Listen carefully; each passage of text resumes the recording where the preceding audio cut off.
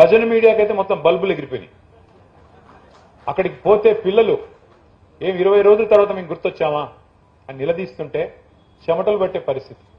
Godi media అని డైరెక్ట్గా, ఎందుకంటే వాళ్ళ మీద ఈడీ పనిచేయదు, సిబిఐ పనిచేయదు, ఐటీ పనిచేయదు, ఆ పిల్లల మీద వాళ్ళు భయపడేది దేనికి భయపడే బ్యాచ్ కాదు అది. అందుకే చెప్పాను మొన్న, మోడీ గారు ఎవరితో అయితే పెట్టుకోకూడదో వాళ్ళతోనే పెట్టుకున్నాడు.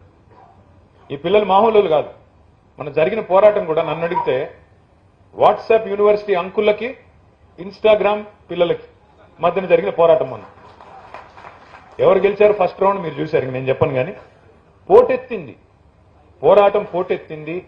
కొత్త తరం పిల్లలు నిజంగా మనోసారి మహేష్ కుమార్ గౌడ్ గారితో ఇప్పుడు మాట్లాడుతున్నప్పుడు కూడా అన్నా మీ పిల్లల వయసు ఎంత అంటే ఇద్దరు 20లోనే ఉన్నారు అన్నారు, 20s లో ఉన్నారు అన్నారు. ఈ కొత్త తరం పిల్లలు మేమేమనుకుంటామంటే తండ్రులుగా, నా కొడుకు కూడా 21.